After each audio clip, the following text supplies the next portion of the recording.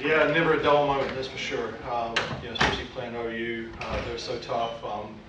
Just the biggest thing, I talked to the ladies about, playing for the game and making the game, a great thing to watch. And I think that was a great game to watch. It was very exciting. A lot of really good plays, a lot of pressure moments, some good pitching definitely in there as well. And just proud to be part of that game. And it's one you can look at. Obviously, there's some things that we need to work on as far as leaving bases early. That's become a big part of this game right now. I'm not sure if it's a rule change that we probably need to look at going forward. I think it's taken away from some of the big plays that can be made in the game, and it's becoming bigger than it needs to be. But having said that, credit to both teams again. The Sooners just never know when to say die. In fact, they never die. They just, we had to have a great play in the outfield there, a nice relay and a really tough slide at home plate. And that's one of the rule changes that was made, was to enable a catcher to be able to move and get the ball and make a softball play. So fortunately it came out on our way, and that's the way they saw it. But what a way to finish the game. Thank you. Awesome. We have a question mark as well, same as last night, name, affiliation, and we'll go from there. So, everyone's first question. Ryan Chapman, also here. Just what was working so well for you is another great performance, obviously, against that lineup. Definitely mixing speeds and trying to keep them a little bit off balance, and also having full confidence in myself and our team. We made some pretty huge plays there throughout the game, and especially there at the very end. Jump here. So definitely just trusting in my defense and myself. Next.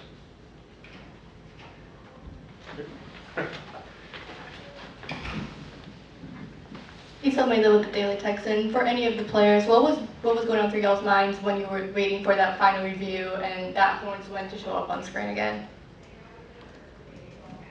I know for me, for sure, just being able to make that play and know that's a huge out to finish a huge game against the #1 team. In that small circle of us being on the field, it's either this is it or, hey, we got to log back in and get this last out so we can continue the game and have the same energy that we had this whole entire game. Yeah, and just kind of feeding off of that, I was just talking to Reese, knowing, I was fully confident that we got the out, and even if it didn't go our way, just like Ken said, locking in for the next inning and getting that last and final out and going back at it 8th.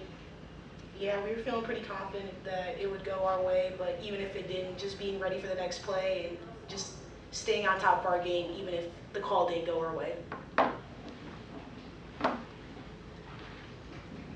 Sort of along those lines for each of the players, what was your perspective on the play as it was happening? For me, I don't know, it was kind of a lot was going on. I mean, I thought Kata was going to get the ball at the end, and then, I don't know, it just felt really, really fast, and just seeing it from the home plate perspective, I was just oh my gosh, it's Kinsey was coming in hot, Reese was there ready, and she was a wall, so just seeing how quick it was, I don't know. Yeah, no, seeing the relay come in, I saw the runner out of the corner of my eye, and I figured we had enough time, so it's just a matter of the stars aligning, of the throw being on time, Reese being in position, and just, us getting the out and sticking in. I mean, it's a game of inches of the ball going over my glove and being that close, but at the end of the day for me, it was just to not give up and get it in as soon as possible so we can have a good play to make at home and try to end the game right then and there. Did you feel pretty good when you, threw the ball in? Oh, for sure. Yeah. Once it released my hand, I knew it was right where it needed to be. And from there, I knew we could get the out. Mike, yesterday you talked about being more aggressive. Easier said than done. What was that process like to make sure that message kind of rang through so it was pretty successful for you guys? Well, we talked about it. Actually, we looked at one of the OU players and showed how aggressive they were, and we need to be like that if we want to win this game. And fortunately, we were able to do that. I think we came out and were more aggressive throughout the game, not waiting until the 7th innings, of course. And May is a tough pitcher. She's got a lot of different weapons at her disposal, throws different speeds. But we did a pretty good job, I thought, of getting her out of the game and then able to capitalize in the end. What players you look at? Jada Coleman. She's a pretty good one. Hi, Tara Henry, Softball America. Coach White, I want to talk a little bit about your defense today because there was a lot of hard hit balls, and I think Caden out there ran a mile over there in the outfield, and then Mia Scott at third. How important was your defense today to back up Set Volley?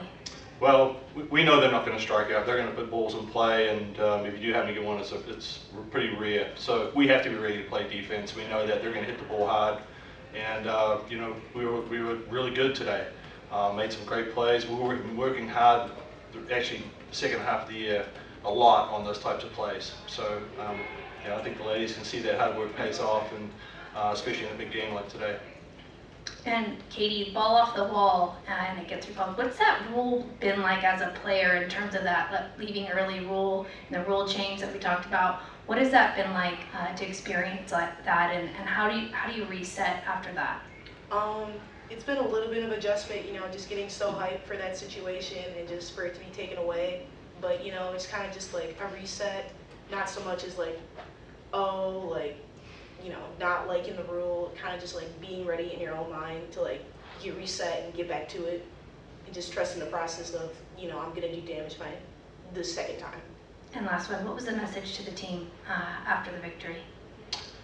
Win the series. I mean, that's the tough thing to do. I don't know when the last time we've ever done that. Someone can probably look that up, maybe when Kat was playing. But you know, we've got to come out with the same energy tomorrow and give it our best shot, and continue to play hard. I mean, you know, they're a tough team. They're going to bounce back. We know they're going to give us their best shot tomorrow. We just got to be ready for it and have another great game of softball that's going to be a setup for the rest of the country. You know, to show up the showcase of softball.